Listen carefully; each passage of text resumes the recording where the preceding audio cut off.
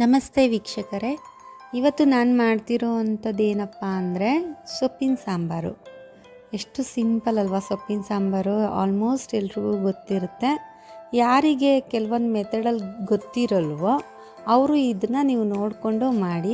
So ನಾನಿವಾಗ ಮಾಡಿ ತೋರಿಸ್ತೀನಿ ನೋಡಿ.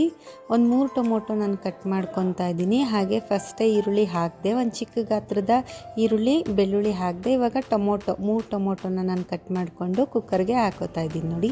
ಈ ರೀತಿಯಲ್ಲಿ ಯಾರಿಗೆ ಇಷ್ಟ ಆಗುತ್ತೆ ಈ ರೀತಿ ಮಾಡ್ಕೊಳ್ಳಿ ಅಂದ್ಬಿಟ್ಟು ನಾನು ನಿಮಗೆ ತೋರಿಸ್ತಾ ಇದ್ದೀನಿ. 1 ಬೌಲಷ್ಟು ಬೇಳೆನ ತೊಳೆದಿಟ್ಕೋಬೇಕು.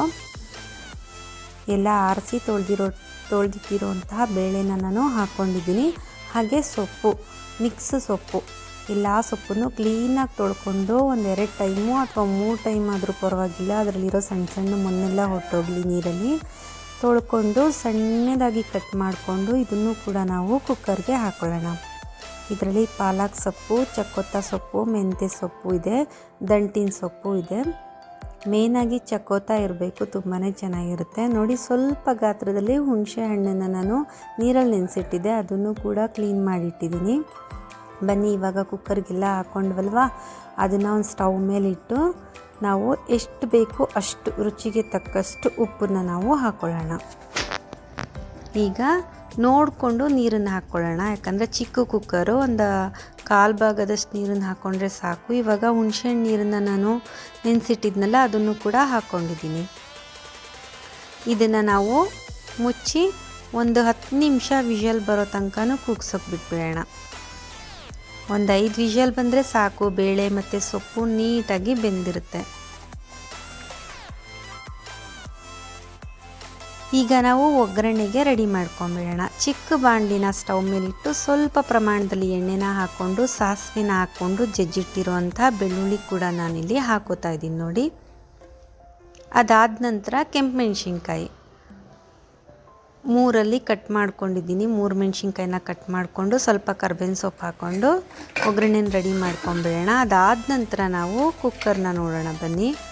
ಈಗ ಸೊಪ್ಪು ಬೇಳೆ ಎಲ್ಲ ನೀಟಾಗಿ ಬೆಂದಿದೆ.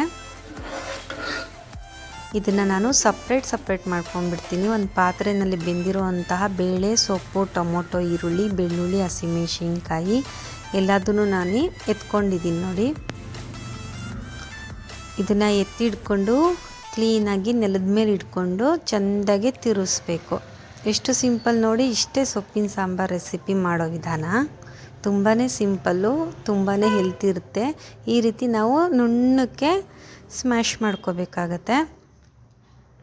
ಈಗ ಇದನ್ನು ನಾವು ಮಾಡ್ಕೊಂಡಿರ್ತೀವಲ್ವ, ಕುಕ್ಕರಲ್ಲಿರೋ ನೀರಿಗೆನೆ ಹಾಕ್ಕೊಳ್ಳೋಣ. ಬೆಂದಿರುತ್ತಲ್ಲ ನೀರು, ಬೇಳೆ ಸೊಪ್ಪೆಲ್ಲ, ಆ ನೀರಿನ ಜೊತೆ ಇದನ್ನು ನಾವು ಮಿಕ್ಸ್ ಮಾಡಿಕೊಂಡು ನೀಟಾಗಿ ಕಲಿಸ್ಕೊಂಬೇಡ 1 ಟೈಮ್ ಸೌಟಲ್ಲಿ. ಇದಾದ ನಂತರ ಇನ್ನೊಂದು ಸ್ವಲ್ಪ ನೀರು ಅದೇ ಪಾತ್ರೆಗೆ ಹಾಕಿ ಮಿಕ್ಸ್ ಮಾಡ್ಕೊಂಬೇಡ ನೋಡಿ. ಒಗ್ಗರಣೆ ಮಾಡ್ಕೊಂಡಿದ್ನಲ್ಲ ಚಿಕ್ಕ ಬಾಣಲಿನಲ್ಲಿ, ಅದನ್ನು ಕೂಡ ನಾನಿಲ್ಲಿ ಮಿಕ್ಸ್ ಮಾಡ್ಕೊಂಡಿದ್ದೀನಿ. ಇಷ್ಟನ್ನ ಕ್ಲೀನಾಗೆ ಮಿಕ್ಸ್ ಮಾಡಬೇಕು ನೋಡಿ. ಹಾಕಿರೋದು ಹಸಿಮೆಣಸಿನ್ಕಾಯಿ, ಈರುಳ್ಳಿ, ಬೆಳ್ಳುಳ್ಳಿ, ಟೊಮೊಟೊ, ಬೇಳೆ, ಸೊಪ್ಪು, ಜೀರಿಗೆ, ಇಷ್ಟೇ ನಾನು ಹಾಕಿರೋದು. ಹುಣಸೆ ಹುಳಿ. ಇವಾಗ ಕುದೀತಿರೋ ಟೈಮ್ನಲ್ಲಿ ಸ್ವಲ್ಪ ಹಸಿ ಕೊಬ್ಬರಿನ ಸೇರಿಸ್ಕೊಂಬೇಡ.